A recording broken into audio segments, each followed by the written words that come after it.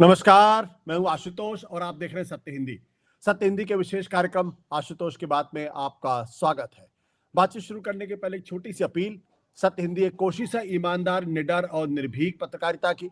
हम अपने लाखों दर्शकों के शुक्रगुजार हैं जो लाखों की संख्या में हमारे कार्यक्रमों को देखते हैं और हमारी हौसला अफजाई करते हैं।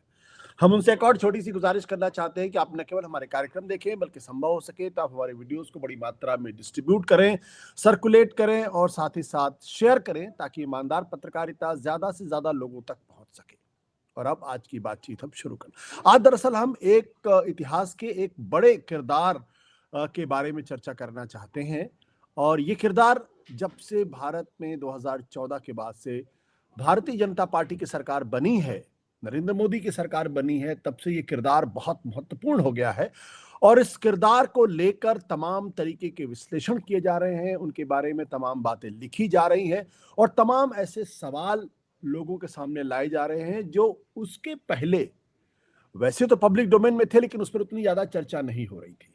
जी हाँ, मैं बातचीत कर रहा हूं आरएसएस के दूसरे प्रमुख एमएस गोलवालकर की। एमएस गोलवालकर जो आरएसएस के सबसे ज्यादा लंबे समय तक प्रमुख रहे और बहुत छोटी उम्र में उनको आरएसएस की बागडोर मिली थी और लंबे समय तक वो उनके प्रमुख बने रहे।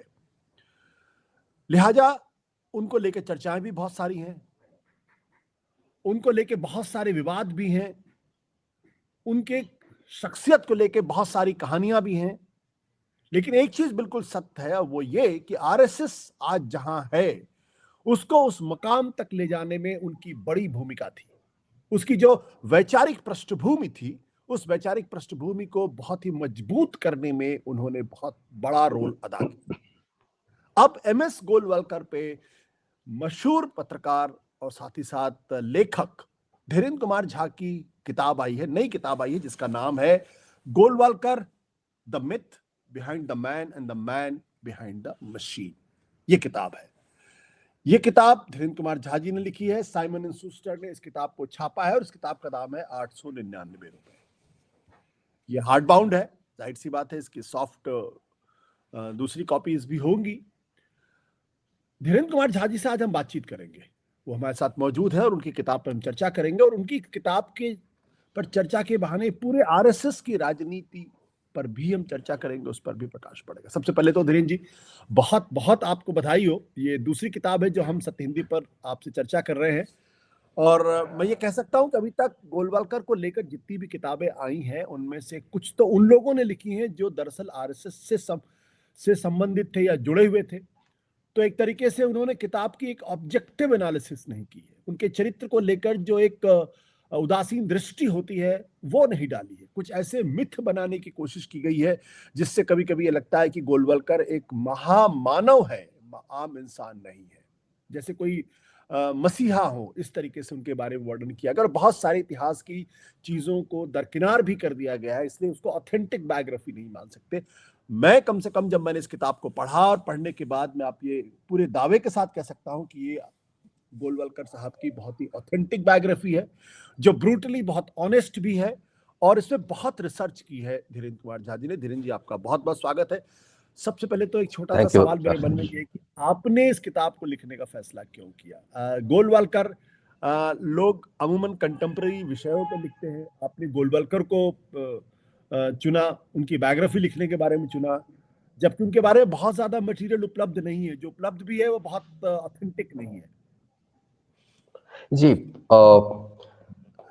सबसे पहले धन्यवाद आशुतोष मुझे इनवाइट करने के लिए। देखिए, ये इस किताब का आइडिया मेरे जर्नलिस्टिक एफर्ट्स के प्रोसेस में आया 2014 में, जब आरएसएस ने पावर कैप्चर किया नरेंद्र मोदी और बीजेपी के थ्रू। जी, तो मैं चाहता था कि जो आरएसएस की सच्ची कहानी है, जो रियल स्टोरी है आरएसएस का, वो हम अपने जर्नलिस्टिक आर्टिकल्स में लिखें। और इसके लिए जरूरी था कि हम आर्काइव्स में जाएं और हम धीरे धीरे आर्काइवल जर्नलिज्म पे शिफ्ट हो गए। लेकिन हम एक चीज गौर कर रहे थे कि जो भी थ्रेड हम पिकअप कर रहे थे आर्काइव्स में इन्वेस्टिगेशन के लिए, वो लगभग सारे थ्रेड्स हमको एक ही डायरेक्शन में ले जा रहा था, एक ही व्यक्ति की तरफ ले जा रहा था, और वो था एम एस गोलवलकर। बीच में कुछ समय के लिए हमको थोड़ा इससे ध्यान हटाना पड़ा, और हम क्योंकि नाथूराम गोडसे के लाइफ हिस्ट्री पे काम करने लगे। लेकिन वो जो एक्सरसाइज था रिसर्च का, वो भी हमको इसी डायरेक्शन में ले जा रहा था। तो फिर अब मुझे लगने लगा कि पिछले कुछ समय से जो कुछ हो रहा है इस देश में, उसको समझने के लिए, आरएसएस को समझने के लिए ये जरूरी है कि गोलवलकर का लाइफ, उसका थॉट, उसके एक्टिविटीज को ओरिजिनल सोर्स, आर्काइवल डॉक्यूमेंट्स के बेसिस पे समझे, और इसलिए इस किताब को लिखा मैंने। गोडसे के बाद गोलवालकर, ये अद्भुत इत्तेफाक है या एक सोच समझ के आपने लिखा? क्योंकि गोडसे वो शख्स हैं जिन्होंने गांधी जी की हत्या की और उनको फांसी की सजा हुई, और जब गांधी जी की हत्या हुई तो उसके बाद जो दो बड़े लोगों को गिरफ्तार किया गया, उनमें से एक थे सावरकर, और उनको तो गांधी जी की हत्या के मामले में उनके मुकदमा भी चला था, और वो फिर उसके बाद अदालत ने उनको बाइज्जत बरी भी किया। लेकिन गोलवलकर और आरएसएस पर बैन लगा और गोलवलकर को भी गिरफ्तार किया गया गांधी जी की हत्या के बाद। हालांकि उनके ऊपर यह आरोप नहीं था कि उन्होंने गांधी जी की हत्या में उनका कोई रोल था, लेकिन रह रह के संदेश जरूर होता था, क्योंकि जो गोडसे है ये आरएसएस से इनका लिंक था, जो थोड़ा डिस्प्यूट में भी है, विवाद में भी है। तो आपने उस गोडसे और गोलवालकर को जोड़ने की कोशिश की, इसलिए आपने इस किताब को लिखा, या आरएसएस को अलग से समझने की कोशिश कर रहे थे इसलिए आपने गोलवालकर को लिखा, या जो हिंदुत्व का जो उभार है उसको समझने के लिए आपको लगा कि गोलवालकर के को पढ़े बिना या उनके बारे में लिखे बिना काम नहीं चलेगा? देखिए, हम जनरल आरएसएस के ऊपर रिसर्च कर रहे थे, और जिसमें गोलवलकर एक अहम किरदार बनते चले जा रहे थे। अचानक कैरवैन मैगजीन, जिसके लिए हम लिखते हैं, उसने मुझे कहा कि गोडसे के ऊपर एक प्रोफाइल कर दो, और हमने प्रोफाइल करने के प्रोसेस में जब गोडसे सेंट्रिक रिसर्च हम शुरू किए, तो कुछ ऐसे डॉक्यूमेंट्स मेरे हाथ लगे जो बहुत इंपॉर्टेंट थे, जो कॉन्क्लूसिवली इस बात को एस्टैब्लिश कर रहे थे कि गोडसे ने आरएसएस नहीं छोड़ा था। तो फिर हम उस किताब को लिखने की डायरेक्शन में मूव कर गए। लेकिन खत्म होने के बाद हम वापस अपने पुराने प्रोजेक्ट पे आए। इसलिए गोलवलकर के ऊपर काम करना, वो आरएसएस के ऊपर काम करने के प्रोसेस में ऑलरेडी इमर्ज करता जा रहा था मेरे दिमाग में। कोई लिंक नहीं है दोनों का। लिंक नहीं है। आपने अपनी इस किताब में ये दिखाने की कोशिश की कि गोलवलकर स्वाभाविक उत्तराधिकारी शायद हेडगेवार के थे। हालांकि उनका टाइम पीरियड जो आरएसएस में था वो बहुत कम था। उस वक्त उनके जो तमाम साथी थे उनकी तुलना में ज्यादा से ज्यादा 3 साल, और इन 3 सालों में वो हेडगेवार के बड़े करीब भी आ गए, और गोलवलकर को उन्होंने फिर अपना प्रमुख भी चुना अपने जाने के बाद। ऐसा क्यों हुआ, क्या कारण था? देखिए, ये गोलवलकर उन सारे जो शर्तें थी संघ की और हेडगेवार की, उस पर बिल्कुल खरे उतर रहे थे। गोलवलकर, आप देखिए, संघ का जो पृष्ठभूमि है वो एंटी ब्रिटिश एजिटेशन से अपने आप को बाहर रखने का पृष्ठभूमि है। और इनफैक्ट 1935 में हेडगेवार ने जब 10वीं सालगिरह मना रहे थे संघ का, तो उन्होंने तो ये भी कहा था कि ब्रिटिश राज को उन्होंने एक एक्ट ऑफ प्रोविडेंस कहा। तो पृष्ठभूमि साफ है। गोलवलकर अपने तरफ से कभी भी एंटी ब्रिटिश स्ट्रगल में पार्टिसिपेट नहीं किया था उन्होंने, और वो धीरे धीरे उसी सेम डायरेक्शन में वो भी चल रहे थे। एक मुकाम एक मोमेंट आता है जहां की वो नजदीक आ जाते हैं संघ के और हेडगेवार के, और फिर वो आगे बढ़ते। लेकिन उस समय भी हेडगेवार के मन में गोलवलकर को अपना उत्तराधिकारी बनाने का कोई साफ साफ हमको कोई एविडेंस नहीं मिलता है। एविडेंस जो मिलता है वो ये कि वो बालाजी हुद्दार को, जो पहले सरकारवाह थे संघ के, जब हेडगेवार सरसंघ चालक बने उस समय में, तो उनको अपना उत्तराधिकारी बनाने का उनके मन में विचार दिख रहा है, इसके आर्काइवल एविडेंस है। लेकिन बालाजी हुड्डार का लाइफ ट्रैजेक्टरी बदल जाता है। एक बार वो लंदन चले जाते हैं 35 36 के दौरान, और फिर वहां पे जब वो स्पेनिश सिविल वॉर में पार्टिसिपेट करते हैं, कम्युनिस्ट लोगों के संपर्क में आते हैं, एंटी इंपीरियलिस्ट हो जाते हैं, और जब वो वापस आते हैं 38 के अंत में, और जब हेडगेवार से उनकी बात होती है, फिर 39 में भी एक राउंड होती है बात, तो हेडगेवार को समझ में आ गया कि दोनों का रास्ता अलग हो चुका है। और हम देखते हैं कि वहां से गोलवॉलकर बहुत ज्यादा नजदीक आ जाते हैं। मतलब सावरकर, हेडगेवार गोलवॉलकर के बारे में काफी सोचने, क्योंकि सेकंड मीटिंग जो हुड्डार का है हेडगेवार के साथ, उसके वो है नासिक के पास एक देवलाली जगह था जहां ये उस समय रह रहे थे कुछ दिनों के लिए। हेडगेवार, गोलवॉलकर, वहीं पे जाके हुड्डार मिलते हैं। तो हम देखते हैं कि वहां से लौटने के बाद, देवलाली से लौटने के एक हफ्ते के बाद, हेडगेवार गोलवॉलकर को नंबर 2 बना देते हैं, सरकारवा बना देते हैं। और फिर एक साल के बाद उनका डेथ होता है, तो वो सरसंघ चालक बन जाते हैं। आपने हुड्डार का जिक्र बहुत बहुत बेहतर तरीके से किया। एक तरीके से हुड्डार और हेडगेवार के बीच की जो मुलाकात है, उसमें हुड्डार एक तरीके से उनको अपने साथ लाने के बारे में भी बातचीत करते हैं, और तब लगता है कि हेडगेवार का मोह भंग होता है कि नहीं, ये वो आदमी नहीं था जो उनके साथ काम करते। लेकिन आपने जो बहुत इंटरेस्टिंग बात कही है, और हमारे बहुत सारे दर्शकों को जब ये बात सुनेंगे तो उनको थोड़ी सी हैरानी होगी, क्योंकि आरएसएस के बारे में लगातार ये कहा जाता था कि आरएसएस अंग्रेजों के पिट्ठुओं की तरीके से काम करती है। ये आरोप उनके ऊपर बड़े गंभीरता के साथ लगता है, और इस वक्त जिस तरीके से विपक्ष आक्रामक है, तो लगातार उनके ऊपर आरोप लगा। मैं इस किताब को जब पढ़ रहा था, इस किताब के पेज नंबर 62 पे धीरेन्द्र झा जी ने टाइम्स ऑफ इंडिया 10 अक्टूबर 1935 को कोट किया है। 10 अक्टूबर 1935 में जब टाइम्स ऑफ इंडिया छपा था, तो उसमें एक खबर आइटम छपी है, और इसमें वो कोट करते हैं धीरेन्द्र जी, जिसमें हेडगेवार कह रहे हैं, a Times of India report quoted Hedgewar saying that the British Raj afforded them a lesson in organization, and he looked upon it as an act of providence that the Britishers were ruling over them. यानी वो हेडगेवार ये कहते हैं कि अंग्रेजों से संगठन सीखा, और साथ ही साथ ब्रिटिशर्स जो हमारे पर शासन कर रहे हैं, वो एक तरीके का आशीर्वाद है, प्रोविडेंस। अब आप उसको प्रोविडेंस को किसी दूसरे संदर्भ में भी कर सकते हैं। यानी जब देश आजादी की लड़ाई लड़ रहा था, लोग शहादत दे रहे थे, तब आरएसएस के प्रमुख के लिए अंग्रेजों का शासन एक प्रोविडेंस था, एक दैवीय देन कह सकते हैं इसको, अगर हम बिल्कुल एक ईश्वरीय देन कह सकते हैं। इसको आप कैसे डिफाइन करेंगे? जबकि हेडगेवार वो शख्स थे जो गांधी जी की जब सत्याग्रह करते हैं, तो वो आरएसएस के प्रमुख का पद छोड़ देते हैं, और वो जंगल सत्याग्रह में हिस्सा लेते हैं, जेल जाते हैं, और उनका पूरा अतीत जो था हेडगेवार का, वो अतीत भी कांग्रेस के साथ का था, और अंग्रेजों से या आजादी की लड़ाई में हिस्सा लेने का था। इस सेंटेंस को आप कैसे इंटरप्रेट करेंगे? देखिए, यहाँ पे एक बात जरूरी है समझना, और वो ये कि हिंदुत्व एक कॉलोनियल आइडिया था।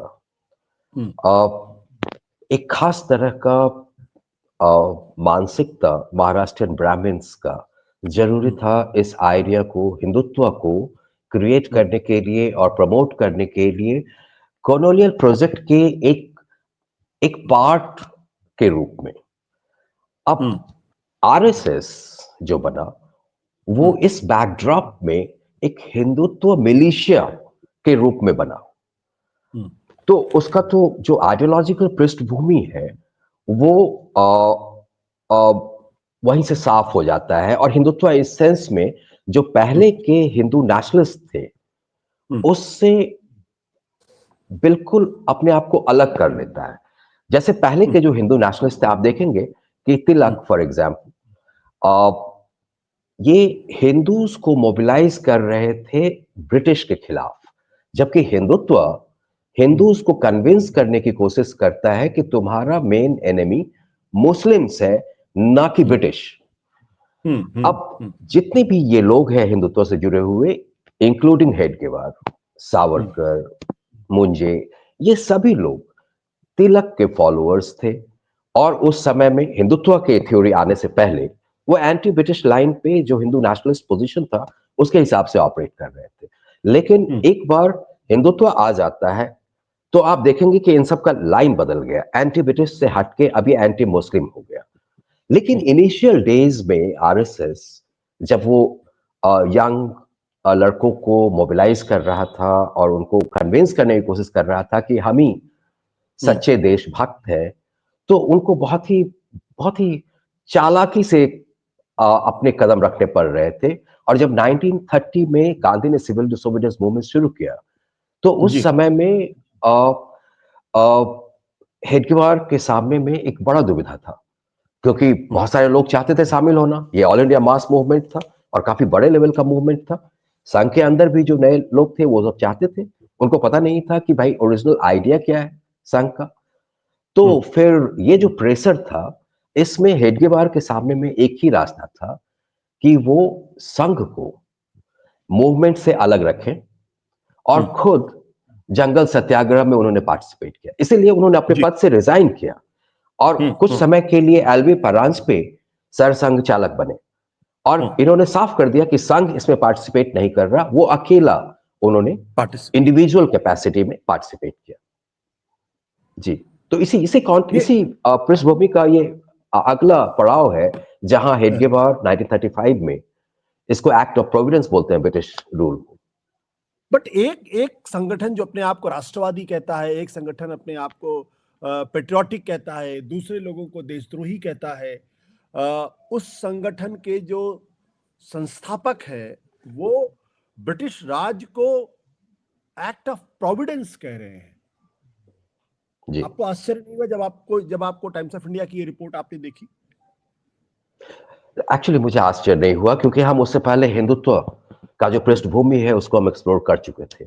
आप देखिए, अपने आप को राष्ट्रवादी बोले या कुछ भी बोले, सच्चाई ये है कि भारत में जो राष्ट्रवाद है उसका एक कॉन्टेक्स्ट है, और वो कॉन्टेक्स्ट है आजादी के लिए लड़ना।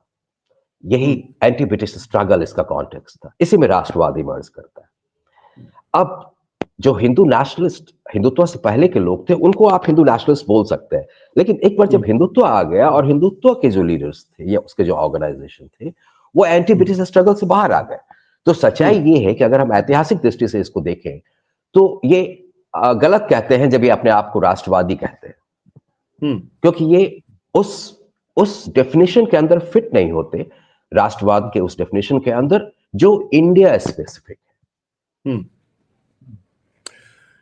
अब आपने अपनी इस किताब में गोलवलकर की किताब का जिक्र किया, जो महत्वपूर्ण किताब साबित हुई, जो हिंदुत्व का मूवमेंट है उसकी विचारधारा को आगे बढ़ाने के लिए। सावरकर की किताब हिंदुत्व के बाद, we and our nationhood defined, और ये किताब शायद इस किताब की वजह से वो सरसंघचालक भी बने, ये भी इस ओर भी आप इशारा करते हैं। मेरा प्रश्न इस बात को लेकर ये है कि इस किताब को लेकर बहुत विवाद है, और कुछ लोग कहते हैं ये किताब गोलवलकर ने नहीं लिखी, उससे अपने आप को डिस्टेंस कर लेते हैं। आपने अपने रिसर्च में क्या पाया? क्या ये उनकी अपनी किताब है? क्या ये प्लेगराइज्ड है? और अगर ऐसा है तो क्यों है? देखिए, आगे ये बहुत ही इंपॉर्टेंट पहलू। देखिए, गोलवलकर के लाइफ हिस्ट्री में बहुत सारे ऐसे मिथक बने हैं, कुछ मिथक उन्होंने खुद बनवाए, जो कि बहुत सारे, उनमें से कई मिथक का मेन स्ट्रीमिंग भी हो गया है। एक मिथक ये भी है कि गोलवलकर ने वी और आवर नेशनहुड डिफाइन नहीं लिखा। ये गोलवलकर ने खुद बोला था 1963 में। हाँ ना, अगर आप देखें कि गोलवलकर ने बोला था 1963 में कि ये जो किताब है ये बाबा राव सावरकर यानी गणेश दामोदर सावरकर, जो वीडी सावरकर के बड़े भाई थे, उनकी किताब राष्ट्र मीमांसा का एब्रिज ट्रांसलेशन है, ये उन्होंने कहा था, ये मेरा लिखा हुआ नहीं है।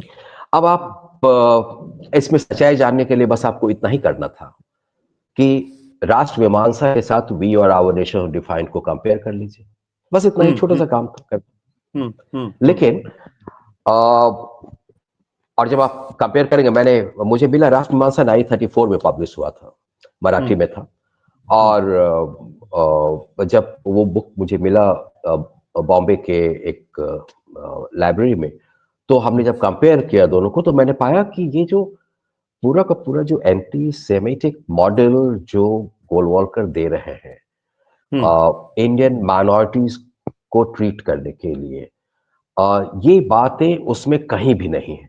उसमें हिटलर, नाजी, इन सब का कोई जिक्र ही नहीं है। वो 1934 में आया था, संभवतः उस समय तक हेडगेवार को जानकारी भी नहीं रहा होगा, सॉरी बाबा राव सावरकर को जानकारी भी नहीं रहा होगा जर्मनी के डेवलपमेंट्स के बारे में। 1933 में आया था हिटलर पावर में वहां पे, तो पॉसिबल है कि उस समय तक उनको जानकारी नहीं मिला होगा।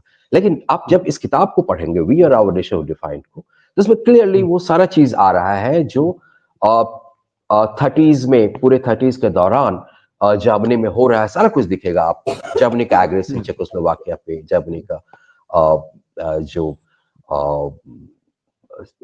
अटैक है जर्मनी के अंदर ज्यूस के ऊपर, पूरे मॉडल के ऊपर, आपको इसमें जिक्र मिलेगा। क्लियरली आपको दिख जाएगा, अगर आप दोनों को मिला के पढ़ेंगे तो आपको दिख जाएगा कि गोलवॉल्कर झूठ बोल रहे थे जब वो ये बोल रहे थे कि ये राष्ट्र मीमांसा का, हमारा we are our nation of defined Rashtra Mimansa का एवरेज ट्रांसलेशन। प्रॉब्लम तब होता है, और इसी बात को सारे प्रो आरएसएस राइटर्स लिखते रहे। प्रॉब्लम तब होता है जब कुछ नॉन आरएसएस अच्छे राइटर्स, रिसर्चर्स ने भी इसको सच मान लिया। जैसे रामचंद्र गुहा ने मेकर्स ऑफ मॉडर्न इंडिया में एक चैप्टर लिखा है गोलवॉल्कर के ऊपर, उसमें कोई जिक्र ही नहीं है we are our nation of defined का। वो सिर्फ बंच ऑफ थॉट्स की बात कर रहे हैं, as if we are our nation of defined Golwalkar की जिंदगी में आया ही नहीं। इसी तरह से ज्योतिर्मय शर्मा ने किताब लिखा टेरिफाइंग विजन के नाम से गोलवॉल्कर के ऊपर, जिसमें वो बोल रहे हैं कि प्रीफेस में ही कि गोलवॉल्कर वी और आवर नेशन को डिफाइन के ऑथर नहीं थे, इसके ऑथर बाबा राव सावरकर थे। तो फिर ये प्रॉब्लम, ये जो मिथ है, इस मिथ को ब्रेक करना बहुत मुश्किल हो जाता है, क्योंकि काफी फैल जाता है। हाँ, ये समझना इंपॉर्टेंट है कि क्यों ये लोग अपने आप को डिस्टेंस कर रहे थे इस किताब से बाद के समय में, और क्यों ये किताब बहुत जरूरी है समझना। देखिए, आरएसएस के आइडियोलॉजी के पॉइंट ऑफ व्यू से अगर आप देखेंगे तो 3 किताबें आपके सामने आएंगी। एक सावरकर का हिंदुत्व, जो उन्होंने 1923 में लिखा था। दूसरा गोलवॉल्कर का we are our nation of defined, जो 1939 में आया था। और बंच ऑफ थॉट्स, जो 1966 में आया था। अब सावरकर का हिंदुत्व 1923 वाला बुक और बंच ऑफ थॉट्स 1966 वाला बुक, ये पास्ट का एनालिसिस है, और बंच ऑफ थॉट्स में बहुत कुछ प्रेजेंट का एनालिसिस भी है। लेकिन आइडियोलॉजिकल ब्लूप्रिंट आपको सिर्फ वी और आवर नेशन ऑफ डिफाइंड में मिलेगा, जिस आइडियोलॉजिकल ब्लूप्रिंट को आप इंप्लीमेंट होते हुए देख रहे हैं पिछले 10 साल से इंडिया में। अपने दर्शकों को दरअसल बता दें कि हम क्यों वी एन सावरकर की इस किताब पे चर्चा क्यों कर रहे हैं, और क्यों हम धीरेन्द्र जी से इस बारे में बातचीत करें। वी और आवर नेशन हुज डिफाइंड, ये वो किताब है जिसमें गोलवलकर एक जगह बहुत साफ तौर पर मुसलमानों के बारे में लिखते हैं कि मुसलमानों को इस देश के अंदर हिंदुओं की इच्छा के हिसाब से रहना पड़ेगा, उनके अपने कोई सिविल राइट्स भी नहीं होंगे, वो सेकंड ग्रेड सिटीजन्स के तौर पर रहना चाहे तो रहे। और ये बहुत ही इंपॉर्टेंट स्टेटमेंट है गोलवलकर का, जिसको आरएसएस बार बार डिनाई करता है। आरएसएस ये कभी नहीं कहता कि मुसलमानों को सेकंड ग्रेड सिटीजन बनाना चाहते, लेकिन गोलवलकर की इस किताब में इसका बहुत स्पष्ट तौर पर, बल्कि ये उनकी किताब का क्रक्स पॉइंट, मूल पॉइंट है। अब जो बात हम कह रहे थे, बाबा राव सावरकर का जिक्र हुआ, इसमें एक दूसरी किताब जिसका नाम है राष्ट्र मीमांसा का जिक्र हुआ। तो इनफैक्ट गोलवलकर ने राष्ट्र मीमांसा नाम की जो किताब थी, जिसको बाबा राव सावरकर ने लिखा था, उसका अंग्रेजी में तर्जुमा किया था, अंग्रेजी में अनुवाद उन्होंने किया था। और बाद में उनकी किताब आई we our nation who defined, और लंबे समय तक लोगों ने यह माना कि दरअसल ये किताब गोलवलकर ने ही लिखी है।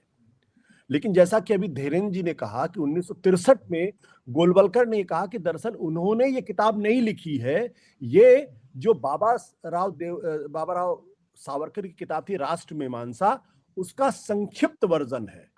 तो उन्होंने इस बात को डिनाई कर दिया कि उन्होंने ऐसी कोई किताब लिखी थी, जो तकरीबन 30 साल तक लोगों ने माना कि ये किताब गोलवलकर ने लिखी थी। धीरेन जी ने अपनी इस किताब में बिल्कुल स्पष्ट किया है कि ये किताब गोलवलकर ने ही लिखी थी, और जो गोलवलकर ने डिनाई किया था वो गलत था, वो एक बड़ा झूठ था, और उसके लिए उन्होंने बहुत प्रमाण दिए हैं। अब मैं सिर्फ एक पैराग्राफ पढ़ के आपको सुना देता हूं, जिसमें वो कहते हैं, एक पैराग्राफ है 10। गोलवलकर कहते हैं, while writing his book, Golwalkar had no confusion regarding its authorship, जो We and Our Nation would define.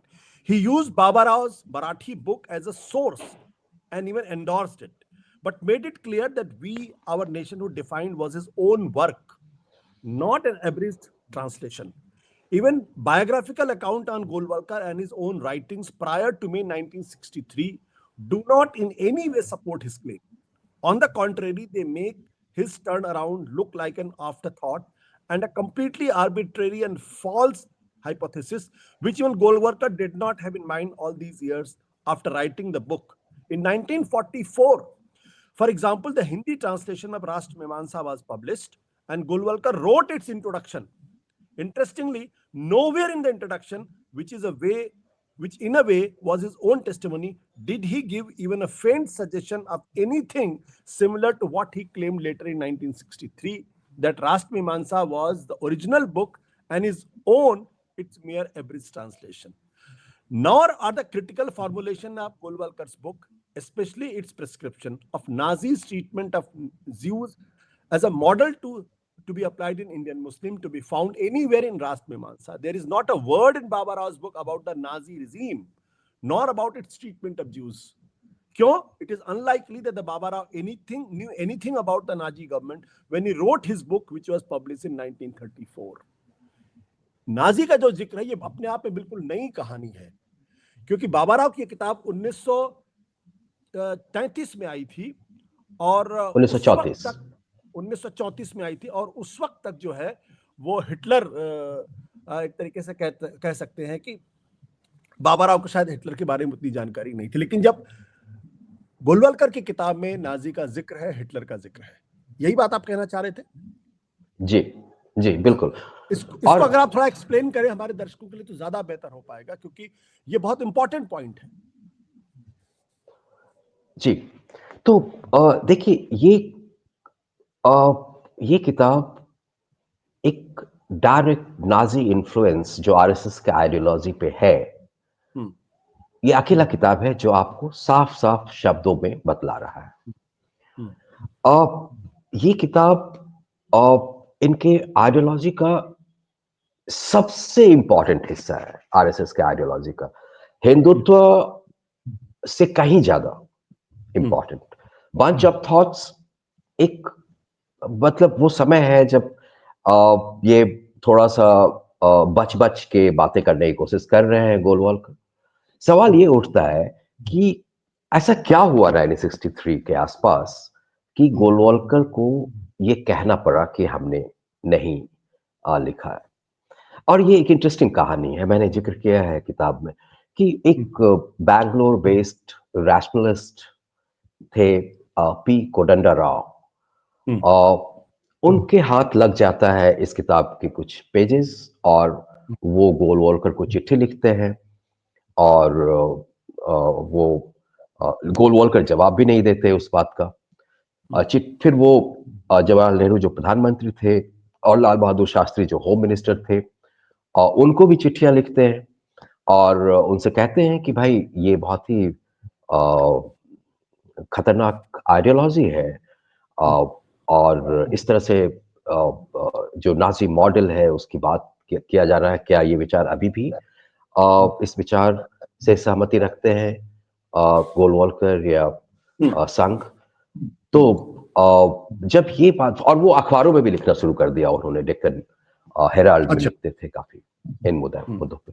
तो इसके कारण गोलवलकर घबरा गए, और उनको जब मौका मिला 1963 में, बेसिकली सावरकर का बर्थ एनिवर्सरी सेलिब्रेट किया जा रहा था, तो उस वीक लॉन्ग सेलिब्रेशन था, तो एक दिन उनको बोला गया बोलने के लिए, तो पब्लिक स्पीच में उन्होंने बोल दिया वो बात, अपने आप को चुपके से वहां से हटा लिया, दूर कर लिया इस वी और आवर नेशन डिफाइन से। उसके बाद उन्होंने कभी उस बात की जिक्र नहीं किया।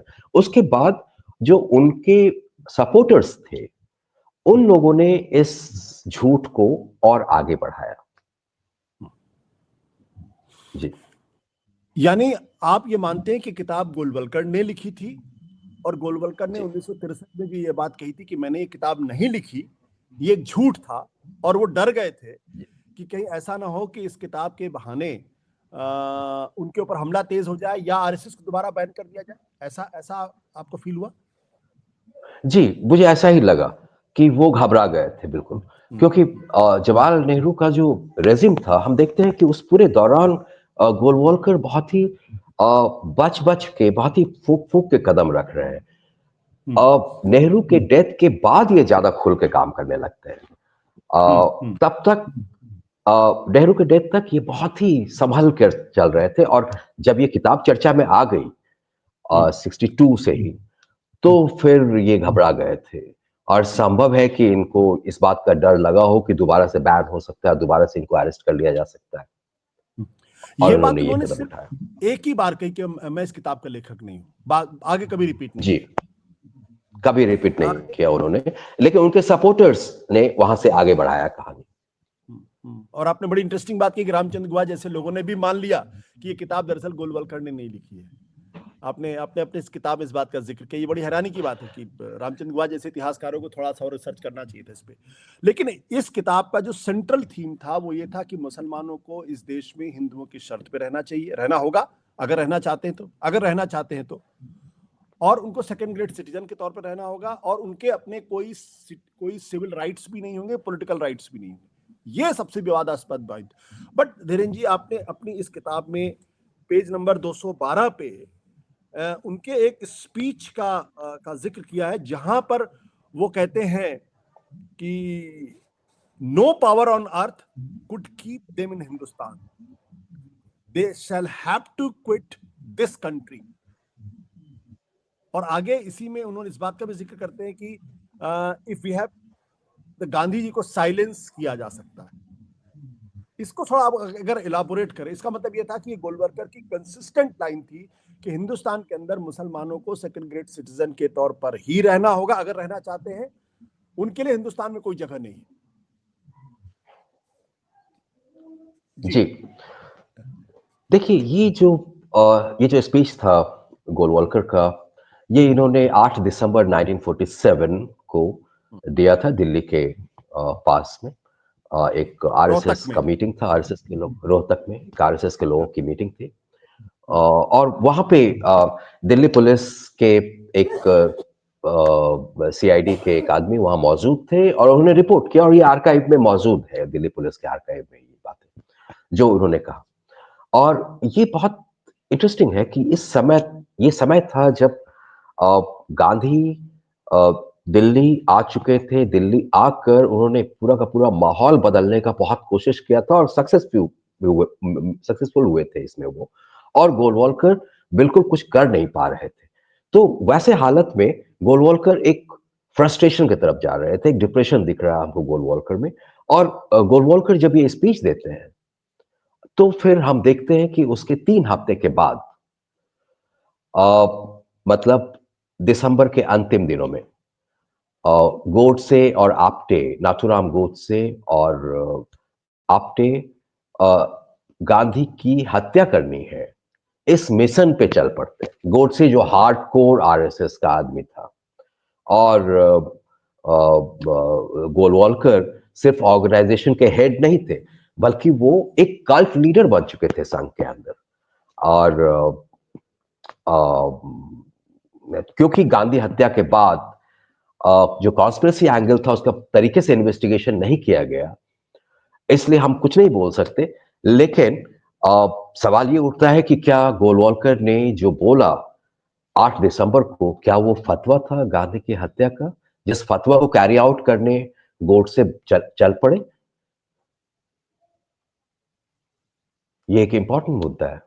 ये जो आपने यहाँ लिखा है, दरअसल मैं अपने दर्शकों को बता दूं, क्योंकि धीरेन जी ने बहुत रिसर्च की है, और जिसका मैंने अभी जिक्र किया, साइलेंसिंग गांधी, कि गोलवलकर, एक बार मैं, अगर आपकी इजाजत हो तो मैं पढ़ देता हूँ दरअसल ये पूरा पैराग्राफ। ये पैराग्राफ जो दरअसल है, जी ये दिल्ली पुलिस का रिकॉर्ड है, और file number 138, page number 59, manuscript section NML, यानी नेहरू मेमोरियल लाइब्रेरी नई दिल्ली में के आर्काइव में ये डॉक्यूमेंट मौजूद है।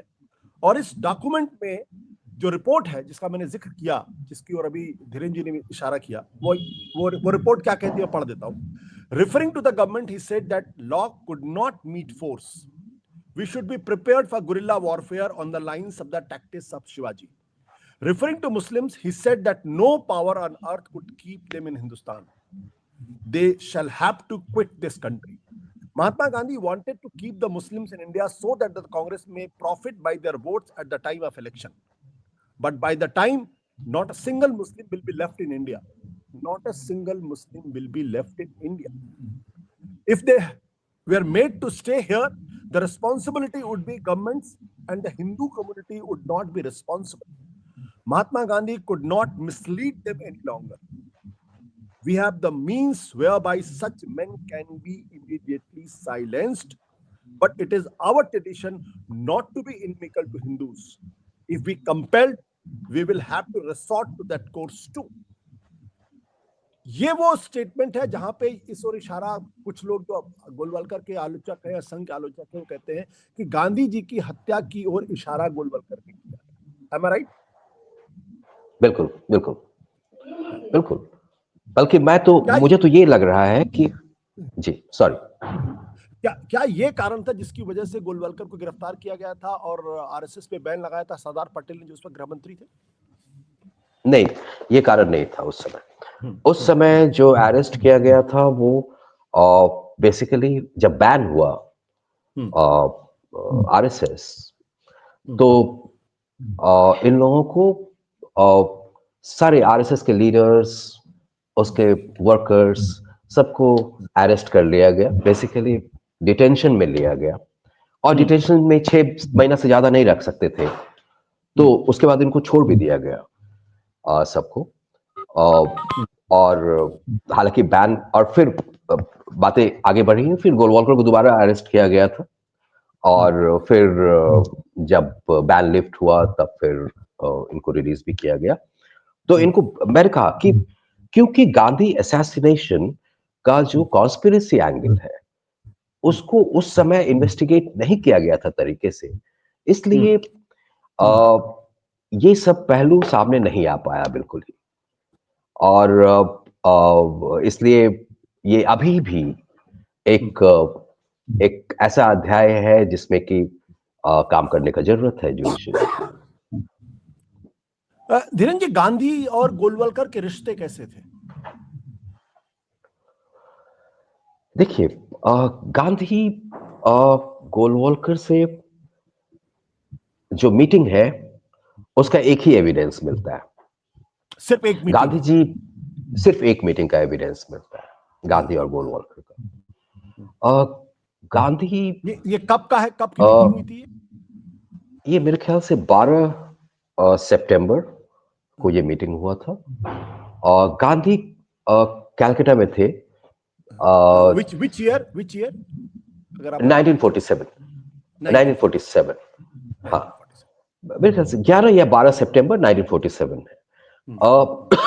गांधी 9 सितंबर 1947 को दिल्ली आते हैं, और मतलब जो कलकत्ता को पूरी तरह से शांत करने के बाद, और तब तक दिल्ली में राइट शुरू हो गया है, बड़े पैमाने पे मुस्लिम्स पे अटैक शुरू हो गया है, और नेहरू परेशान है। नेहरू मान रहे हैं कि ये स्पॉन्टेनियस नहीं है, इसमें बहुत सारा प्लान्ड एलिमेंट है, और वो आरएसएस को एक इम्पॉर्टेंट ऑर्गेनाइजेशन के रूप में देख रहे हैं, जो कुछ भी हो रहा है दिल्ली में। और इस बीच में गांधी लौटते हैं कलकत्ता से दिल्ली, और वो सारे जितने भी एक तरफ रिफ्यूजी कैंप जाना शुरू करते हैं, अलग अलग ऑर्गेनाइजेशंस के लोग जो हैं सबसे मिलना शुरू करते हैं। इसी सिलसिले में वो गोलवलकर से भी मिलते हैं, और वो उस मीटिंग में ये साफ हो गया कि गांधी बहुत खुश नहीं थे, क्योंकि गांधी ने जब उनसे कहा गोलवलकर से कि अ, लोग कह रहे हैं कि खून के धब्बे हैं आपके ऑर्गेनाइजेशन पे, तो गोलवलकर ने मना कर दिया कि नहीं, ऐसा कुछ नहीं है। तो गांधी ने गोलवलकर से कहा कि अगर आप सच बोल रहे हैं तो आप एक स्टेटमेंट जारी कर दीजिए, और गोलवलकर ने मना कर दिया स्टेटमेंट जारी करने से। इस बात से गांधी, हम देखते हैं कि जब आगे जो भी होता है, तो हम देखते हैं कि गांधी का सस्पिशन और ज्यादा मजबूत होता चला जा रहा था गोलवलकर के एक्टिविटीज को लेके। और गोलवलकर भी गांधी से दूरियां बनाने की कोशिश करने लगते हैं, जबकि उस पर्टिकुलर मीटिंग में ही ये डिसाइड हुआ था, गोलवलकर ने इनवाइट किया था गांधी को कि आप आइए और आरएसएस के कार्यकर्ताओं के को संबोधित कीजिए जी। लेकिन, और जो कि 15 या 16 सितंबर को हुआ दिल्ली में, गांधी जी गए, लेकिन गोलवलकर वहां से हट गए, खुद नहीं मौजूद रहे, वहां कट गए वहां से। तो उसके बाद हम देखते हैं कि गोलवलकर एक्चुअली बचते हुए चल रहे हैं गांधी से, और गांधी पूरी तरह से उस कम्युनल एटमॉस्फेयर को डिफ्यूज करने में लगे हुए हैं।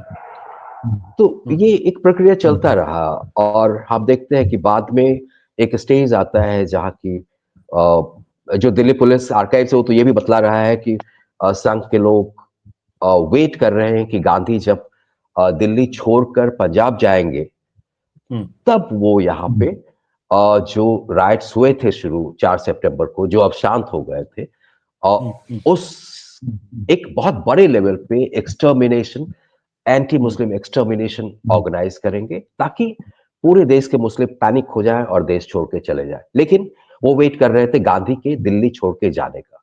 तो गांधी का प्रेजेंस बहुत ही अनकंफर्टेबल बनाए हुए था गोलवलकर को। और ये, लेकिन गांधी बार बार बोल भी रहे थे कि वो जा रहे हैं, लेकिन जा नहीं रहे थे, दिल्ली में बैठे हुए थे वो, और सारा कुछ कर रहे थे, जैसे नेहरू के हाथ को मजबूत करना, रिफ्यूजीज के गुस्से को कम करना, उनके सर्विसेज को बेहतर बनवाने की कोशिश करना, और जो अपने प्रेयर मीटिंग्स में हिंदू मुस्लिम यूनिटी, ये सब के ऊपर एम्फेसिस देना, ये सारा कुछ कर रहे थे वो। और ये जो सिचुएशन कंटिन्यू करता है कुछ समय, तो एक पॉइंट आता है जहां हम देखते हैं कि गोलवलकर बहुत ज्यादा फ्रस्ट्रेट होने लगते हैं पूरी सिचुएशन से, और इस फ्रस्ट्रेशन के का एक रिफ्लेक्शन था 8 दिसंबर 1947 का उनका जो स्पीच था, जिसमें वो गांधी को साइलेंस करने की धमकी देते हैं। तो ये इनका मोटा मोटी रिश्ता था इन दोनों का। धीरेन जी अपनी किताब में पेज नंबर 184 पे जिस गांधी और गोलवलकर की मीटिंग का जिक्र है, वो 12 सितंबर 1947 को होती है। एक तरीके से कह सकते हैं कि श्यामा प्रसाद मुखर्जी की इनिशिएटिव पे होती है, और दिन में 10:30 पर मीटिंग होती है। और collected works of Mahatma Gandhi के वॉल्यूम को कोट करते हुए, जो गवर्नमेंट ऑफ इंडिया का पब्लिकेशन है, धीरेन जी इस किताब में लिखते हैं कि गांधी जी ने बहुत ब्लंटली गोलवलकर को क्या कहा। Gandhi told Golwalkar bluntly what he had been informed, that the hands of his organization too were steeped in blood. यानी गांधी जी जब गोलवलकर से मिलते हैं, तो गांधी जी गोलवलकर से कहते हैं कि मुझे ये बताया गया है, मेरे पास ये जानकारी मिली है कि आपकी संगठन के हाथ खून से रंगे हुए हैं। Am I right? जी बिल्कुल। और उसके बाद गांधी जी उनसे कहते हैं कि आप स्टेटमेंट इशू करिए, और गोलवलकर गांधी जी के इस आरोप को निराधार बताते हैं, बेबुनियाद बताते हैं। Golwalkar denied the allegations, claiming that the RSS was enemy to no man. It did not stand for killings of Muslims. All it wanted was to protect Hindustan to be the best of his ability. इसके बाद, according to Pyarelal, Gandhi was not at all convinced by the reply, but because of his faith in the redemptive power of truth, he felt he must give everybody a chance to make good his bona fide. Gandhi therefore urged Golwalkar to issue a public statement repudiating the allegations against them and openly condemn the killing and harassment of the Muslims that had taken place and that still was going on in the city. This was a proposal totally unacceptable to Golwalkar. यानी गांधी जी कहते हैं कि मुसलमानों की हत्या को आप condemn करिए और जो आरोप लगा हुआ उसका आप खंडन करिए। तो ये चीज गांधी जी को, गोलवालकर को एक्सेप्टेबल नहीं होती है। Instead of making any public declaration on the issue, they said Gandhi could do that himself on their behalf on the strength of what they had told him. Gandhi answered that he would certainly do that, recounted Parallel. But if what they were saying was sincerely meant, it was better that the public should have it from their own lips. ये गांधी और गोलवलकर के बीच की एकमात्र मुलाकात इसके साक्ष्य उपलब्ध है। और उसमें गांधी जी ने गोलवलकर से जो दिल्ली के अंदर मुसलमानों का कत्लेआम हुआ, दंगा हुआ जिसमें हिंदू भी मारे गए थे, उसमें गांधी जी कहते हैं आपके संगठन का हाथ जो है वो खून से रंगा हुआ है। और फिर कहते हैं कि आप इस पे अपना स्पष्टीकरण दीजिए और साथ ही साथ मुसलमानों की जो हत्या हुई है उसको कंडेम करिए। गोलवलकर इस बात से इनकार कर देते हैं और कंडेम नहीं करते। ये इतिहास का वो पहलू है जो इम्पोर्टेंट है हमें समझने के लिए। इसमें सरदार पटेल के बारे में आपने इस किताब में बार बार इस बात का जिक्र किया है कि वो आरएसएस को लेके बहुत एक तरीके से कहें कि थोड़ा उनके मन में एक सहानुभूति थी आरएसएस को लेके, और शायद नेहरू से उनकी टकराहट का एक बड़ा कारण भी था। और आपने उस बात का जिक्र किया कि जब नेहरू विदेश चले जाते हैं तो किस तरीके से सरदार पटेल ने कांग्रेस वर्किंग कमेटी में प्रस्ताव पारित करा दिया कि आरएसएस के लोग भी कांग्रेस में शामिल हो सकते हैं। बताएंगे? जी, तो हम देखते हैं कि इंडिपेंडेंस के बाद खास करके ये शिफ्ट दिखता है सरदार पटेल में।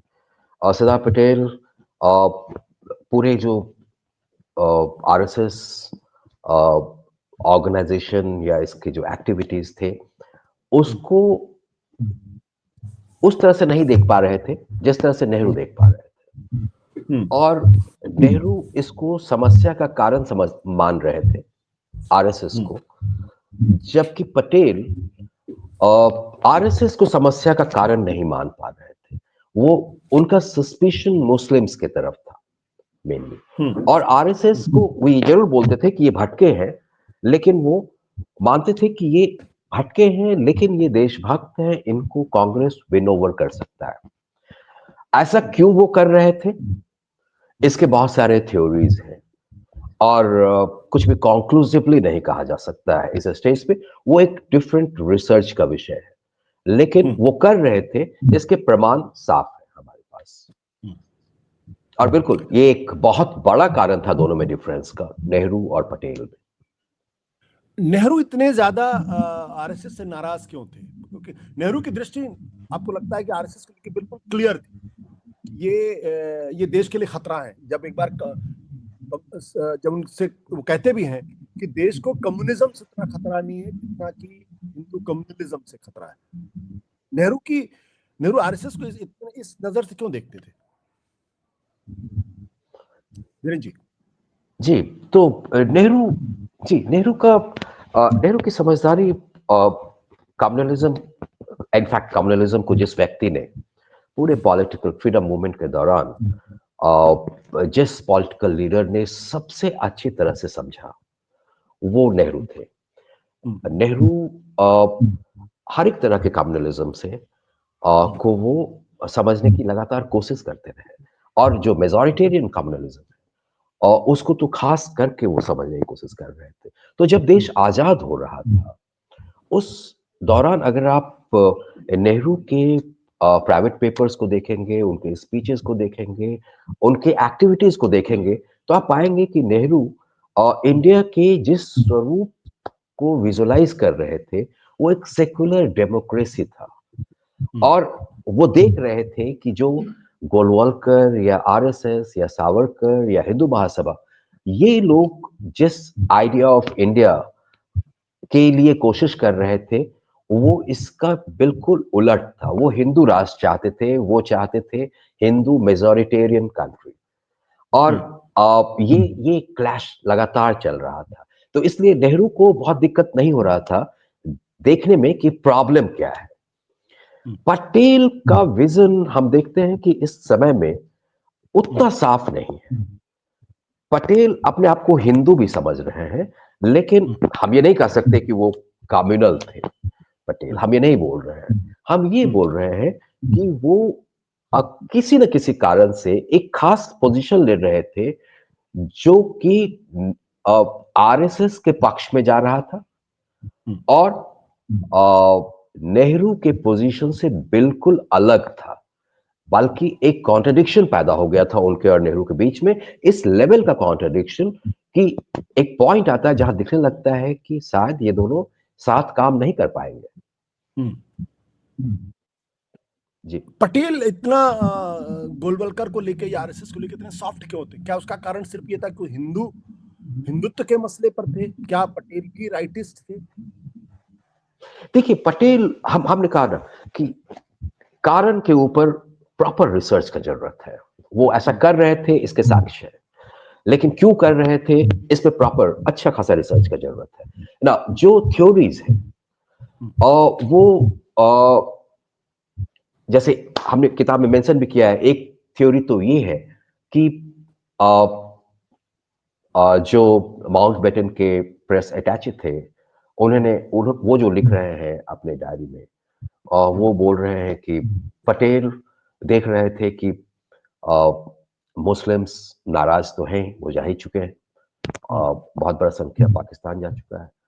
अब कहीं वो के लड़ाई में, हिंदू को जीतने की लड़ाई में कहीं हिंदू महासभा उनको हरा न दे, पटेल को। तो इसलिए वो एक pro Hindu, pro RSS approach लेके चल रहे थे। एक तो ये थ्योरी है।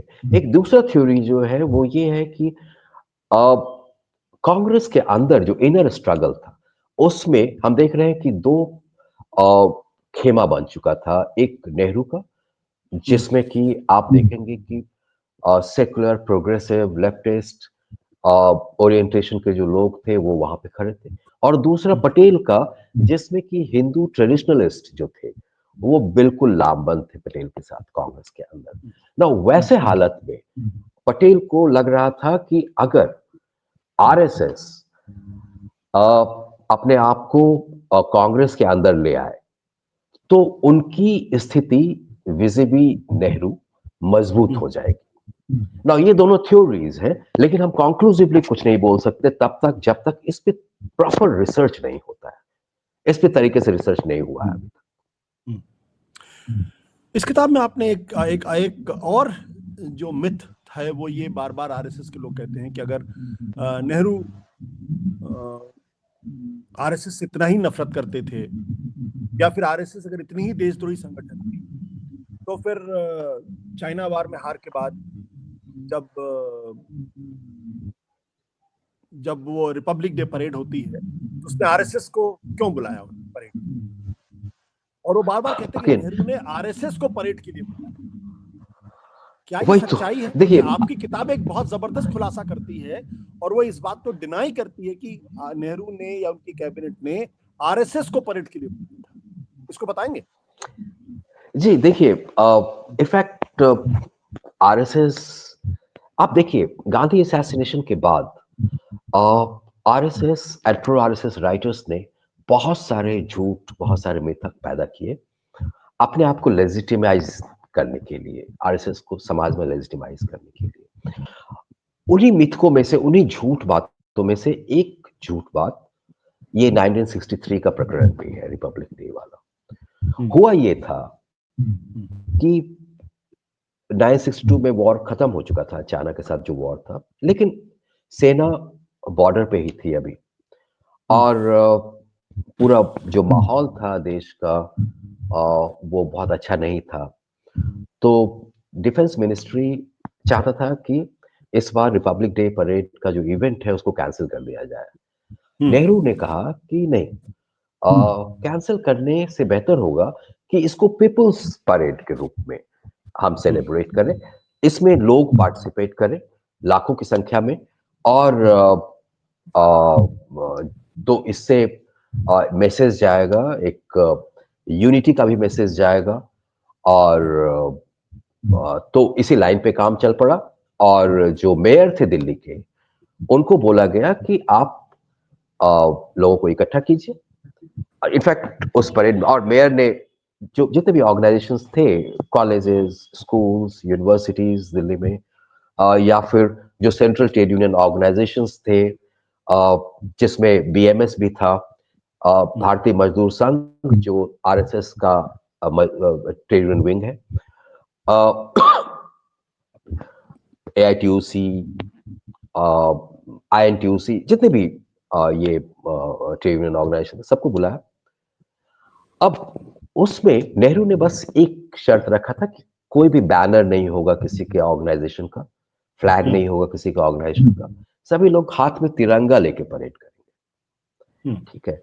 और हम देखते हैं कि, और उस परेड में एक्चुअली उसमें काफी लोगों ने पार्टिसिपेट किया, लाख से ज्यादा लोगों ने, और पार्लियामेंटेरियंस ने भी परेड किया, जिसको लीड किया नेहरू ने खुद। और उसमें कुछ आरएसएस वाले बीएमएस के खेमे में घुस के अपने यूनिफॉर्म में चले गए, और फिर वो बाद के सालों में इसका प्रचार करने लगे कि आरएसएस को इनवाइट किया था, आरएसएस अगर नहीं होता तो 1963 का परेड फ्लॉप हो जाता। इन सब बातों को वो बाद में जो प्रो आरएसएस राइटर्स थे, अगेन इसका भी मेन स्ट्रीमिंग हुआ। जैसे एक किताब में उनका नाम मुझे अचानक याद नहीं आ रहा है इस समय, उन्होंने भी इसका जिक्र किया। और कोई भी साइटेशन नहीं, आप सिंपली सिर्फ उस समय के अखबारों को उठा के देख लीजिए, क्योंकि ये बहुत बड़ा इवेंट नहीं था। लाख के भीड़ में अगर मान लीजिए 1 या 2 हजार लोग खाकी शॉर्ट्स और व्हाइट शर्ट पहन के आए हुए हैं, लेकिन हाथ में तिरंगा लिए हुए हैं। और इंटरेस्टिंग बात यह है कि ये पहला इंस्टेंस है जहां आरएसएस के लोगों के हाथ में तिरंगा देखा गया। इससे पहले कभी भी उनके हाथ में तिरंगा नहीं देखा गया। उनके हाथ में भगवा झंडा होता था, उनका अपना जो पेशवा। तो लेकिन इसको बाद में जो मिथ मेकिंग का प्रोसेस चला, उसमें एस्टैब्लिश कर दिया गया कि नेहरू ने आरएसएस को इनवाइट किया था, जो कि कभी नहीं हुआ था। ये सब सरासर झूठ है। लेकिन बीएमएस को तो इनवाइट किया गया था, और बीएमएस आरएसएस का संगठन है, भारतीय मजदूर संघ। हाँ बिल्कुल, तो बीएमएस सारे ट्रेड यूनियन को इनवाइट किया गया था, उसमें बीएमएस को भी किया गया। आफ्टर ऑल मजदूर जुड़े हुए हैं उसके साथ, इतना बड़ा ऑर्गेनाइजेशन है, और पूरे सिविल सोसाइटी को इन्वॉल्व करना था इस इवेंट में। तो फिर बहुत ही डेमोक्रेटिक तरीके से जो मेयर उस समय के थे, उन्होंने सारे मजदूर संगठनों को इनवाइट किया, सारे कॉलेजेस को भी किया, सारे यूनिवर्सिटीज को भी किया, और भी जितने ऑर्गेनाइजेशंस थे सबको किया। धीरेन जी अपनी किताब किसी के साथ पक्षपात नहीं किया। मैं इस पॉइंट पर इसलिए आ रहा हूं क्योंकि बार बार जब भी आप आरएसएस के लोगों से बात करिए तो वो कहते हैं कि नेहरू जी ने आरएसएस को भी गणतंत्र दिवस की परेड में हिस्सा लिया। अगर आरएसएस इतनी खराब थी तो नेहरू जी ने क्यों बुलाया था? फैक्चुअल पोजीशन क्या है? फैक्चुअल पोजीशन ये है कि सरकार की तरफ से आरएसएस को कोई इन्विटेशन नहीं गया। जो इन्विटेशन गया था वो उस वक्त के देश के तमाम जो ट्रेड यूनियन संगठन थे, उनमें से भारतीय मजदूर संघ भी एक ट्रेड यूनियन था, और भारतीय मजदूर संघ आरएसएस से जुड़ा हुआ। लेकिन ये फैक्चुअली गलत है कि गणतंत्र दिवस की परेड में आरएसएस को बुलाया गया था, आरएसएस को नहीं बुलाया गया था, बीएमएस को बुलाया गया था, और बीएमएस के सदस्यों के रूप में आरएसएस के लोगों ने वहां परेड की। ये एक इंटरेस्टिंग बात है। और अगर हम वर्तमान में आए इस वक्त, तो जो आपने अपनी किताब में उस पर इशारा भी किया है कि बार बार मुसलमानों के सवाल पे बीजेपी आरएसएस के लोग डिनाई करते हैं कि आरएसएस को सेक्युलर सिटीजन बनाना है। लेकिन आपने शुरुआत में इस बात का जिक्र किया कि 2014 से लेके अभी तक की जो स्थिति है वो दरअसल गोलवलकर की जो ओरिजिनल थीसिस थी, we and our nation defined में था, उसी को इंप्लीमेंट करने की कोशिश की जा रही है। इसको थोड़ा इलाबोरेट करेंगे आप? जी, आप इसको अगर आप देखिए, पिछले 10 साल में आप क्या देख रहे होते हुए, एक मैसिव डिस्कोर्स जनरेट किया गया है इंडिया में, मुस्लिम्स को सेकंड क्लास सिटीजन के रूप में ट्रीट करने का, अदर के रूप में ट्रीट करने का, कभी कभी एंटी नेशनल के रूप में ट्रीट करने का, उनके ऊपर अटैक्स हो रहे हैं, मॉब लिंचिंग हो रहा है। सरकार जिसका काम है इन लिंच मॉब्स को अरेस्ट करना, उस पर कार्रवाई करना, वो उनके लिए इम्प्यूनिटी का क्लाइमेट बना रही है। और साथ साथ सरकार भी हिंदू मेजॉरिटेरियन एजेंडा को लेकर आगे बढ़ रही है। अब सबसे इम्पोर्टेंट फेमस एग्जांपल है सिटीजनशिप अमेंडमेंट एक्ट, जो कि एक धर्म इस्लाम के को अलग करता है, बाकी सबसे डिस्क्रिमिनेट करता है। आप देखिए कि ये जो पूरा का पूरा जो कुछ हुआ है, हो रहा है, ये आपको उसी आइडियोलॉजिकल प्रोजेक्ट, गोलवलकर के आइडियोलॉजिकल प्रोजेक्ट का क्लियर कट इंप्लीमेंटेशन दिखेगा, उस प्रोजेक्ट का जिसको गोलवलकर ने साफ साफ शब्दों में अपने वी और आवर नेशन डिफाइन में लिखा है। आज के भारत में लगातार जॉर्ज सोरोस का जिक्र हो रहा है और ये कहा जा रहा है कि दरअसल जॉर्ज सोरोस भारत को डिस्टेबलाइज करना चाहता है, नरेंद्र मोदी सरकार को डिस्टेबलाइज करना चाहता है, और ये सब कुछ कांग्रेस के इशारे पे हो रहा है और कांग्रेस। लेकिन आपने अपनी इस किताब में एक जगह बहुत जबरदस्त, बहुत चौंकाने वाला और एक तरीके से मैं कहूँ तो बड़ा विस्फोटक खुलासा किया है कि 60 के दशक में जनसंघ के ऊपर ये आरोप लगा था कि तो सीआईए ने उनके कैंडिडेट्स को चुनाव लड़ने के लिए पैसे दिए। क्या ये महज आरोप था या इसमें कुछ सच्चाई भी थी? इसका सोर्स क्या था?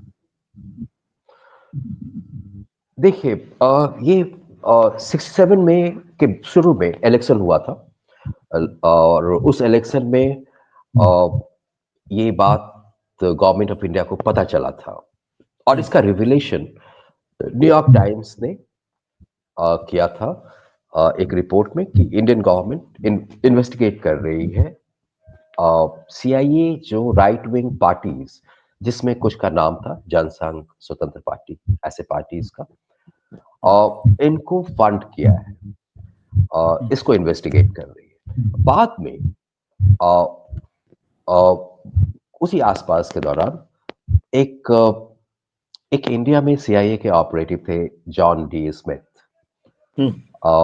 वो डिफेक्ट करके सोवियत यूनियन चले जाते हैं और फिर वहां पे मॉस्को के एक जर्नल में वो इंडिया के अपने एक्सपीरियंस को लिखते हैं कई पार्ट में, जिसको इंडिया में कम्युनिस्ट पार्टी ऑफ इंडिया ने इंग्लिश में ट्रांसलेट करके एक बुकलेट के रूप में छापा। अब ये एग्जैक्टली वही था, क्योंकि सीआईए के आर्काइव में भी इसका जिक्र मिलता है, इस बुकलेट का भी, और जॉन डे स्मिथ का जो मॉस्को में के जर्नल में उनका जो लेख है अपने एक्सपीरियंस, उसका नाम है लिटरेटुनिया गजेटा। जी जी बिल्कुल, उस जर्नल का नाम है लिटरेटुनिया गजेटा। या सो अब जॉन डे स्मिथ जो लिख रहे हैं वो बहुत ही इंपॉर्टेंट है। जॉन डे स्मिथ लिख रहे हैं कि, और ये बहुत सारी चीजों को खोलता है, जॉन डी स्मिथ लिख रहे हैं कि जे ए कुर्रान जो इंडिया में सीआईए का ऑपरेशन है उसके हेड हैं। जे कुर्रान अपने स्टूडेंट डे से ही सीआईए के साथ जुड़े हुए हैं। जे कुर्रान को सीआईए ने इंडिया भेजा था स्टडी के लिए, और हम जानते हैं कि 1951 में आरएसएस के ऊपर जो पहली किताब आई थी वो जे ए कुर्रान की किताब आई थी, जिसमें जनरली वो किताब बहुत अच्छा किताब है, उसके प्रोविनेंस बहुत पक्के हैं, साइटेशंस बहुत सही है, लेकिन एक दो जगह पे साइटेशन बिल्कुल नहीं है, और वो जगह बहुत ही क्रिटिकल है। अपने प्रीफेस में वो लिखते हैं जे कुर्रान कि गोलवलकर और संघ के बाकी सारे पदाधिकारियों ने और ऑर्डिनरी कैडर ने भी हमें पूरा समय दिया, बहुत सहयोग किया इस किताब को लिखने के लिए, और हम पाते हैं कि उस किताब में एक झूठ को इंसर्ट कर दिया गया था कि गोडसे गांधी की हत्या से बहुत पहले आरएसएस छोड़ दिए थे, और जे कुर्रान उस बात को लिखते समय उसमें कोई भी साइटेशन नहीं दे रहे हैं। जनरली उनकी आदत, आप उस किताब को देखेंगे तो आपको दिखेगा कि उसमें साइटेशंस काफी है, लेकिन इस पर्टिकुलर फैक्ट के लिए कोई साइटेशन नहीं, जबकि जो डॉक्यूमेंट्स इवन आरएसएस हेडक्वार्टर से सीज किए गए गांधी हत्या के बाद वो भी बतला रहे थे कि नहीं ये गलत है जो जे कुर्रान बोल रहे हैं। तो अब आप देखिए, ये संभव है कि ये कुर्रान, गोलवालकर या आरएसएस के किसी पदाधिकारी के कहने पे ये बात लिख रहे होंगे, इस झूठ को इम्प्लांट कर रहे होंगे अपने बुक में, number one. Number two, Smith ये भी बोलते हैं कि बाद के समय में भी आरएसएस का रिलेशनशिप सीआईए के साथ बना रहा। सवाल ये उठता है कि क्या कुर्रान और गोलवालकर का दोस्ती बाद में भी बना रहा? ये सब सवाल है। आपने अपनी इस किताब में लिखा, did Golwalkar know that the Quran was a CIA operative? ये तो संभव है कि इस तरीके के जो स्पाई ऑर्गेनाइजेशंस होते हैं या जो जो इंटेलिजेंस ऑर्गेनाइजेशन होते हैं, वो तमाम संगठनों में कोवर्ट तरीके से घुस जाते हैं और उसमें इन्फिल्ट्रेट करते हैं और फिर उसको अपने हिसाब से चलाने की कोशिश करते हैं या वहां से इंफॉर्मेशन लेने की कोशिश करते हैं। जो बात आप लिख रहे हैं, क्या आपके कहने का अर्थ ये है कि सीआईए आरएसएस में इन्फिल्ट्रेट कर गई थी, कुरान उसका हिस्सा थी? ये बात सच है? और क्या ये बात गोलवलकर को पता थी, आरएसएस को पता थी, या सीआईए ने उसका इस्तेमाल किया? ये कहना मुश्किल है, इसीलिए मैंने सवाल के रूप में रखा है कि क्या गोलवलकर को पता था कि कुर्रान सीआईए के ऑपरेटिव है? ये ये बात तो साफ है कि कुर्रान ने जो लिखा उससे डायरेक्ट फायदा आरएसएस को और गोलवलकर को हो रहा था, जो कुर्रान ने गोडसे के बारे में लिखा, नंबर वन।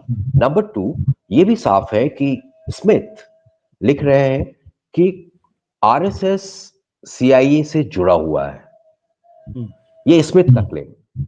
हाँ, अपने जो उनका जो किताब है, जो उन्होंने अपना, हाँ नहीं किताब नहीं, अपने जो आर्टिकल्स हैं उनके, जो उन्होंने रशियन जर्नल के लिए लिखा था उसमें। तो ये सारी बातें सच है। ये भी सच है कि गवर्नमेंट ऑफ इंडिया इन्वेस्टिगेट कर रही थी 1962 में जो राइट विंग पार्टीज है उसको सीआईए का फंडिंग हुआ था, इस बात को, क्योंकि ये सारी बातें पार्लियामेंट में भी डिबेट में आया था और इस पे काफी रिपोर्टिंग भी हुआ था अखबारों में। धीरेन्द्र जी, दो किताबों का आपने जिक्र किया है अपने इस बात को आगे बढ़ाने के लिए। एक तो जॉन डी स्मिथ, जिनको धीरेन्द्र जी ने कहा कि सीआईए का ऑपरेटिव था और बाद में डिफेक्ट करके उस वक्त सोवियत यूनियन में चला गया था और सोवियत यूनियन के लिटरेतुनिया गजेटा में उसके बाद नवंबर में और उस पर उसको बाद में सीपीएम ने एक बुकलेट के फॉर्म में छापा था।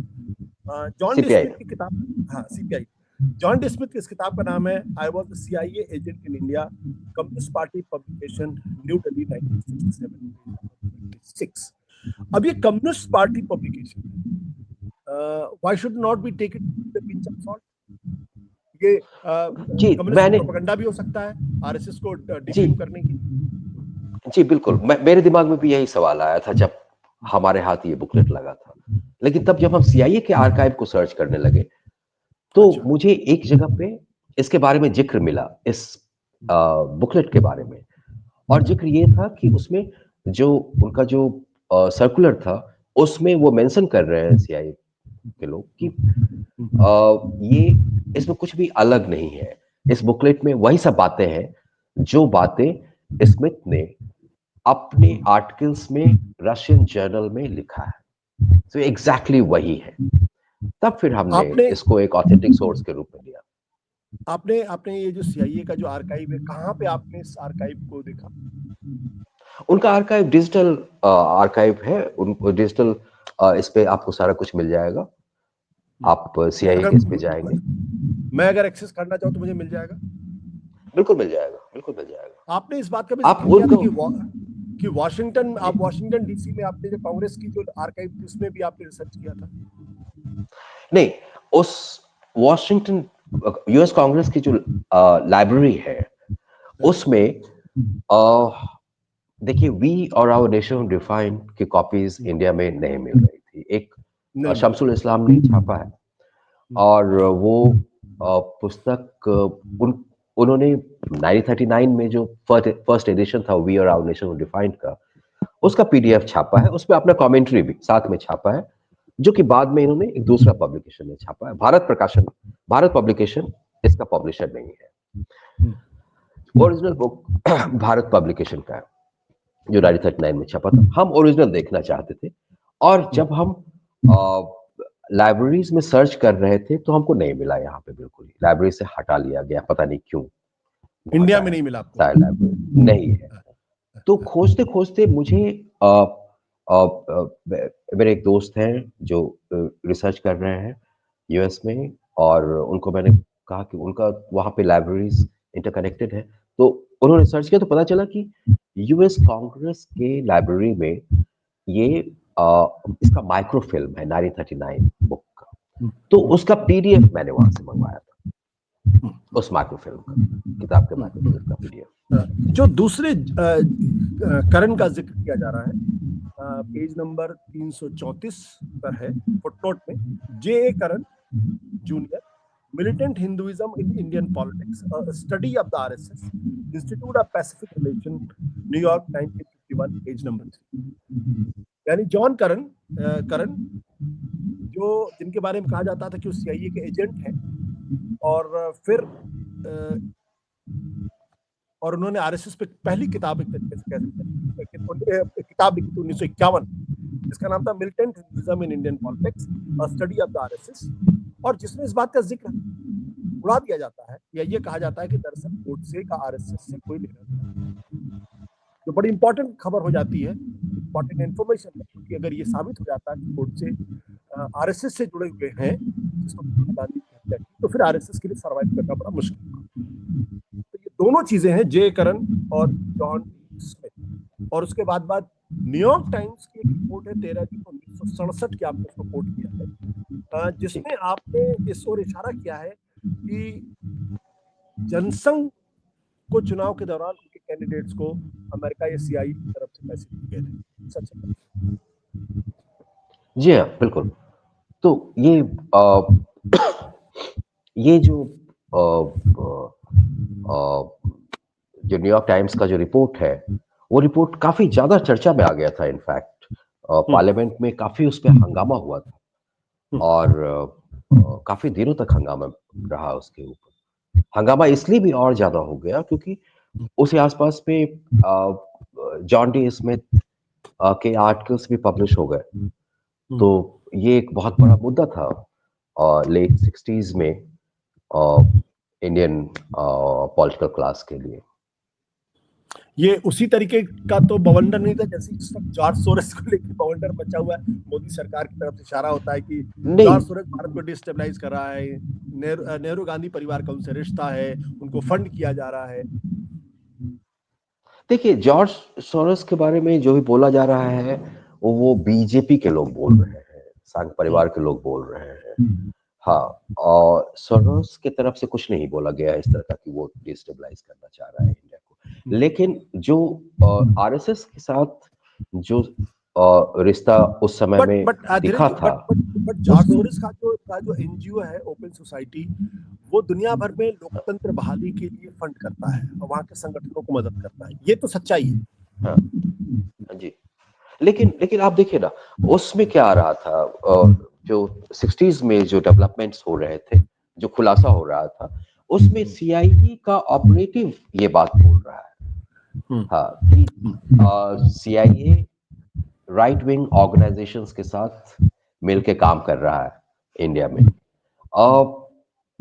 कुर्रान के बारे में, कुर्रान अपने किताब में उस झूठ को इंसर्ट कर रहे हैं कि गोडसे ने छोड़ दिया था।